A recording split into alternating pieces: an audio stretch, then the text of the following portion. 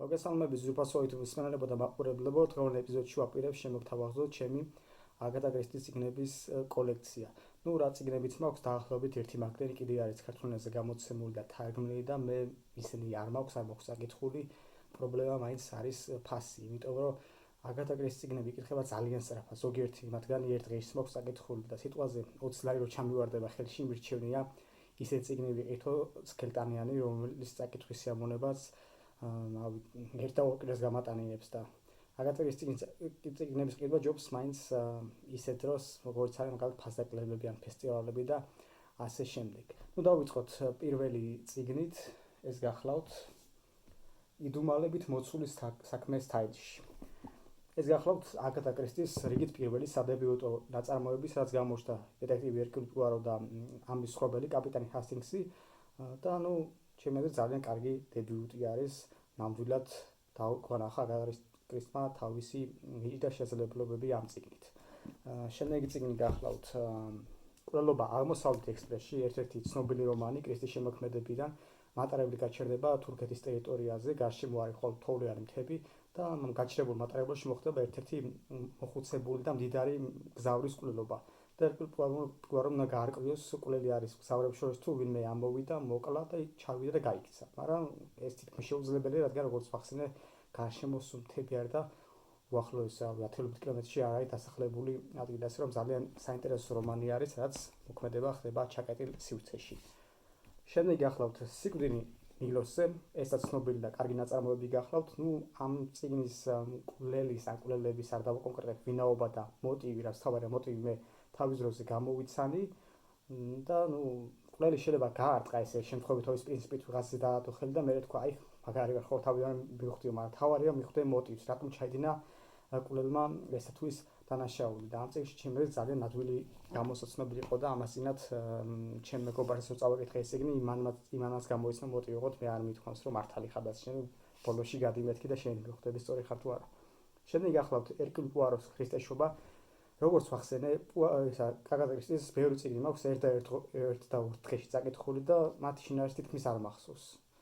იმიტომ რომ ძალიან სწრაფად ვკითხულობ, ძალიან ბევრი პერსონაჟი არის, მათ სახელებს ცხადია ვერ და არ ვიმახსოვრებ და ეს ერთ-ერთი წიგნი არის, რომელიც შინაარსიც ფაქტობრივად არ მახსოვს. რა ხდება აქ? ქრისტეშობას ხდება მოქმედება და თავი პერსონაჟი რა თქმა უნდა დეტექტივი პუარო არის. თუმცა თავს დებ რომ ესაც ნამდვილად კარგი საკითხავი წიგნი ახლა როგორც აგატა კრისტის ნებისმიერი სხვა რომანი.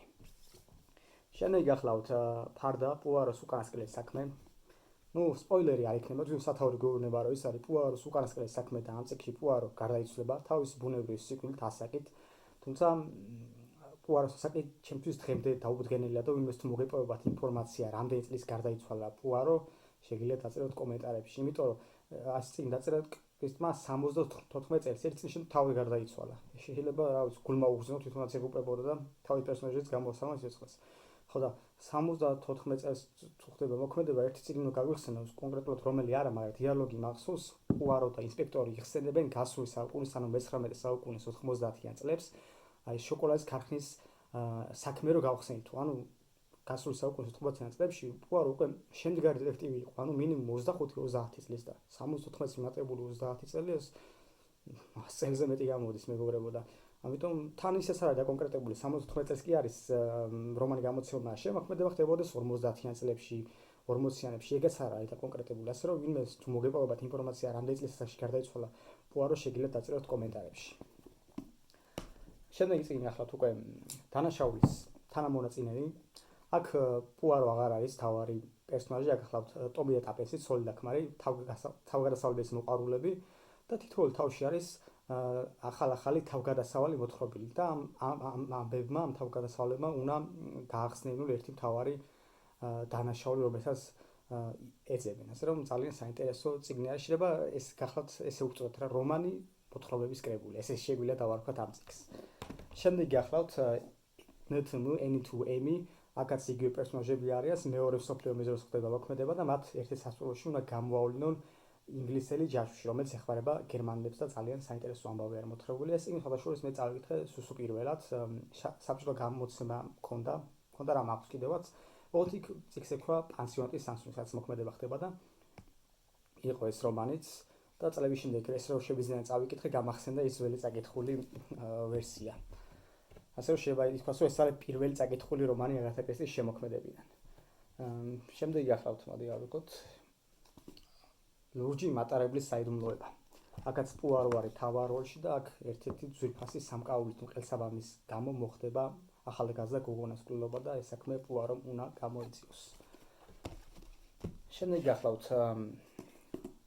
გაიბზარა წყარუნით სარკე. აქ უკვე მთავარი გამომძიებელი გახლავთ მოღუცი ქალბატონი მის მარპლი. ისე საინტერესოა მის მარპლი და ერთი უფრო თუ როდისმე გადაკვეთილა რომელიმე წიგნში. მე არ ვიცი თქვენ თუ ეს შეგიძლიათ წერთ კომენტარებში, ძალიან საინტერესო იქნება. და ოღონდ ამ შემთხვევაში ესე ვერ გამოიცნებ კვლელს და მოტივს, იმიტომ რომ მოტივი იმალება წარსულში და წარსული იცის მხოლოდ ავტორმა და ანუ მე დეტექტივმა უნდა მოიძიოს ინფორმაციები არქივიდან გამოიტანოს ეს რაღაც ინფორმაციები, ძველი ჩანწერები და მოიტანოს კითხველთან და სხვა პერსონაჟებთან, ასე რომ აქ ვერასდროს ვერ მიხვდებით ვინ არის კვლელი და რატო ჩაიდინა ეს დანაშაული. შემდეგი წიგნი ნახავთ უკვე კვლელობა ამბანის მიხედვით ძალიან საინტერესო რომანი გახლავთ. აქ უკვე რამოდენიმე თავში არის სავარაუდო კვლელის პერსპექტივიდან დანახული სამყარო. და აქ კვლელობები ხდება მართლაც ამბანის მიხედვით, ჯერ მოკვდება აქ ქალაქში, ანუ A-ით იწყება ქალაქის სახელი და ამ ქალაქში მოკვდება ადამიანი, რომელიც გვალით იწყება A-ზე, მერე B-ზე, C-ზე და ასე შემდეგ. ასე რომ ძალიან საინტერესო წიგნი არის, სერიულ კვლელობებზე მოგვითხრობს და საშუალო ამის ხერხით არის ვიდეო თამაში გაკეთებული, რამოდენიმე თვის წინ ჩავიწერე, მაგრამ ნუ ხა ინგლისურით კარგად არ ვიცი. თამპლივს იყო ძალიან ასე თუ ისე რთული თავსატეხები და ხანახა მიწევდა რა YouTube-ი გამომეყმენებები და დასახმარებლად და ნახევარ თამაში გავედი და მე მომბეზდა და მივანებე, თორემ ვისაც გაინტერესებთ, ვთქვია, დეტექტიური ჟანრის თამაშები, თავსატეხები და შემდეგ შეგიძლიათ ითამაშოთ ეს თამაში, წიგნის წაიკითხოთ და ორ მაქსიმუმებას მიიღებთ. შემდეგი გახლავთ უკვე კვლელობა ნილოს, რომელიც ვახსენე, ორი ცალი მაქვს, ასე რომ კომენტარს აღარ გავაკეთებ.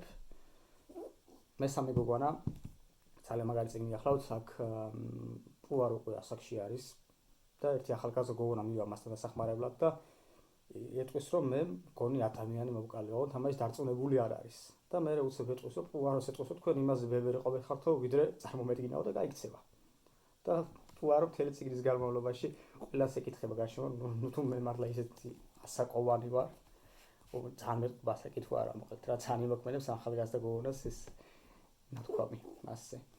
შემდეგ გახლავთ ბოროტება მზის ქვეშეთში, აქ უკვე კუნძულზე ხდება მოქმედება და მოკლული იქნება ერთ-ერთი ცნობილი ლამაზი მსახიობი ქალბატონი ერთ-ერთ ყურაში და რა თქმა უნდა პუარომ უნდა გამოიწვიოს საქმე და თან რა თქმა უნდა კუნძულიდან არ უნდა გაუშვას არც ერთი დამსვენებელი.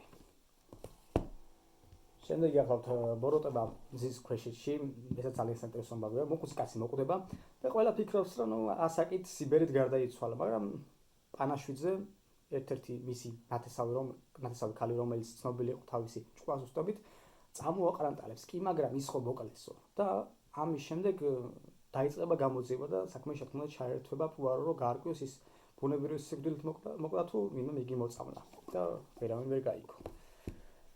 შემდეგ გახლავთ უკვე ლორდ ეჯვერის კვლელობა. ეს წიგნის ყველა წიგნი მაქვს ძალიან ადრე წაკითხული. ზოგიერთი ერთხელ მაქვს წაკითხული, ზოგიერთი ორჯერ და აი ამ წიგნში ნარსი თითქმის არ მახსოვს. რაც მახსოვს ეს არის ლორდ ეჯვერი იყო დიზარი ტირანი კაცი, რომელსაც სწორად ყავდა შერთული ახალგაზრდა მსახიობი გოგონა და კიდე ერთი სცენა მახსენდება, ოღონდ დარწმუნებული ვარ რომ ამ წიგნში იყო თუ არა. მოკლედ ამ ლორდ ეჯვერის სახლში იმყოფებოდნენ პუარო და ჰასტინგსი და პუარო ავიდა თუ არ ვცდები მეორე სართულზე. და რო ჩამოვიდა და ჰასტინგს ეკითხება, დამინახეთ რომ მეორე სართულზე ვიყავი, ვერა რა ხდებოდა და ვარდი მქონდა კბილებში მოქცეულიო და ნუ ამის წარმოდგენაზე ჰასტინგს იცილი აუტყდა და ნუ იმ მომენტში ვერ მიხვდა ჰასტინგს და ვერც კითხველი, მაგრამ პუაროს ეს იმიტომ გააკეთა რომ საქმისთვის ჭირდებოდა რაღაც ექსპერიმენტს ატარებდა და ეს დიალოგი ესენა დამახსოვდა თუ ორსდეი მაგზექში იყო. შემდეგ გახლავთ პაიმანი სიკვდილთან, ესაც საინტერესო რომანი არის, თითქოს თავიდანვე ნათელი არის, ვინ შეიძლება იყვნენ მკვლელები და პუაროს გაიგებს როგორ გემოს ორი ახალგაზრდა თავისი დედობილის მკვლელობას, მაგრამ ესე მარტივად არ ხდება აგათა კრისტის წიგნებში საქმეები, ესე მარტივად არ ვითარდება სიუჟეტი, ასე რომ ბოლოდან წაიკითხოთ, რომ ყველაფერი გაარკვიოთ, მათ შორის სიმართლე და სავარია. შემდეგ გახლავთ მკვლელობა გოლფის მოედანზე, ეს წიგნი ძალიან მიყვარს. აქ კაპიტანი ჰასტინგსი გაიცნობს თავის მომავალ მეუღლეს და ამ წიგნშიც ეხლა მკვლელს და მოტივს ვერ გამოიცნობს, იმიტომ რომ მოტივი უნდა ვეძიო ჩვენ წარსულში და ამ ამბებს მოტივს რა თქმა უნდა პუარო ამოქეკავს შემდგომში არქივში და გააცნობს დამწრე საზოგადოებას და ჩვენ კითხვას. ეს ძალიან მაგარი წიგნია და გერჩევდით აიკითხოთ აუცილებლად. შემდეგი გახლავთ თამაში ღია კარტით.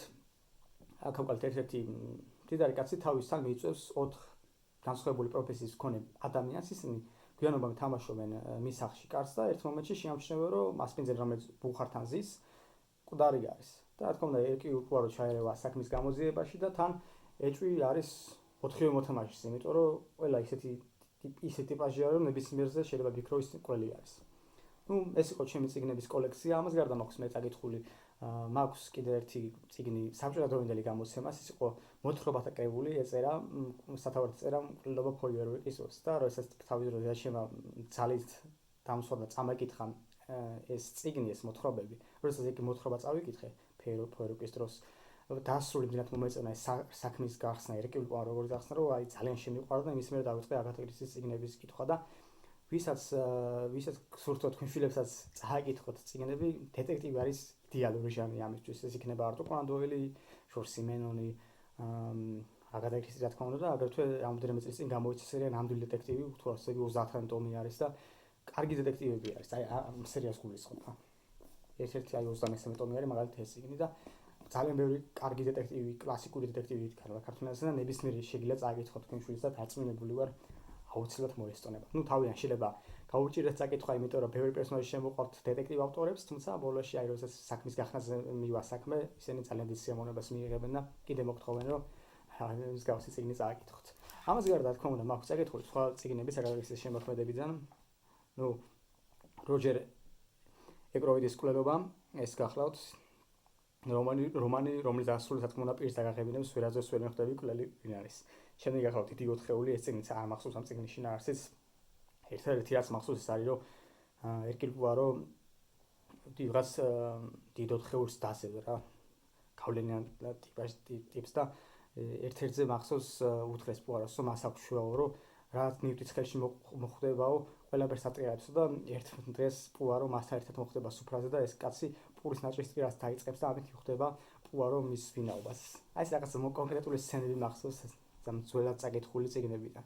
და ჩემი წიგნი ახლა საფრთხე ინთაუში ამის მხოლოდ შესავალი მახსოვს, თუ არ ვხდები ზღვისპირა სასტუმროში პუარო და ერთ-ერთი ახალგაზრდა გოგონა საუბრობ რაღაცაზე, შემდეგ მოხდება გასროლა და ეს ტყვია ამ გოგონას ქუდს გაუხრეს, თვითონ გოგონა გადარჩება. ეს მახსოვს და მეტი არ არის. ამას გარდა წაკითხული მაქვს მრუდეს სახლი, რომელშიც თავიდან იყო ჩემზე მკვლელის ვინაობა და ერთ-ერთი ყველაზე სუსტი ნაწარმოები გახლავთ აგათა კრისტის შემოქმედებიდან, რაც წამიკითხავს და აქვე დავასახელებ აგათა კრისტის საუკეთესო წიგნს, შემდეგს გახლავთ და აღარავინ დარჩა, სადაც თავი პერსონაჟი არ არის არც პუარო, არც ჰასტინგსი, არც მის მარყი, არც ტომი და ტაპენსი. 10 სხვა პროფესიის მქონე ადამიანს მიიწვევენ კუნძულზე. კუნძულზე დგას სასახლე. და ეს ხალხი რო ჩავა იქ, მასპინძლები არ დახვდებიან, ხოლმე თორე შიდა მოსახურე დახვდებათ და კიდევ ეს არის გაკრული ლექსის სახელწოდებით 10 პატარა ინდიელი, რომელიც თავის დროზე იყო 10 პატარა შავკანიანი, მე ჩათვალეს ეს რატომაც არის რასისტობა. რა ვიცი, შავკანებზე არ შეიძლება მსგავსი ლექსი დაწერა, ინდიელებზე მოსულა, არ მესმის ეს რანაირი რასიზმი არის. ვერაფერს ვერ გეტყვით და ამ ლექსის მიხედვით ეს 10 ინდიელი სხვადასხვანაირი გზების, სხვადასხვანაირი მეთოდებით იღუპებიან და ამ მეთოდებით ყვდებიან ეს პერსონაჟების ათეულიც. და უნდა გაარკვიონ, ყველი ამ ათეულში არის თუ ვინმე მე-11 ადამიანი არის, რომელიც სახლში ან კუნძულზე სადმე იმალება. და ეს ხალხი კუნძულზე არიან და ფაქტობრივად ვერ ახერხებენ გასვლას, იმიტომ რომ ნავები რამოდენიმე დღის შემდეგ ჩამოუკითხავენ, მათ უკარო წაიყვანონ დიდ კუნძულზე ბრიტანეთის გულისხმობ ამ შემთხვევაში და ძალიან საინტერესო და ძალიან მაგარი ამბავი არის ამ წიგნში მოთხრობილი და გერჩევით ეს წიგნი აუცილებლად წაიკითხოთ, ნამდვილად აი როგორც იტყვიან რაღაც ფილმივით იკითხება რა, ფილმივით წიგნი არის და არც ერთ კითხავს არ გატოვებს გულს. დღეს რავი, ამით შემიძლია დავასრულო ეს ვიდეო.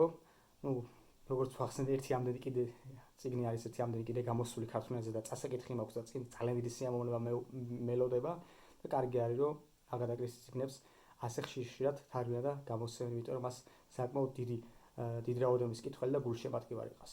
ეს დაგემშვიდობებით, სრული სამი შეგიძლიათ გამოიწერეთ ვიდეო. ვესაუბროთ რომ წლის ბოლომდე 500 გამომწერს ავიდოთ, ეს არის ჩემი წლევანდელი მიზანი. ცოტა ბოლო პერიოდში ცოტა არ იყოს სარმოცობ, იმიტომ რომ ბევრი წიგნს კითხულობ, მაგრამ ისეთი წიგნები არ არის, რომლის განხილვაც ღირს და იშვიათად ვდებ ხოლმე ახალ და ახალ ეპიზოდებს.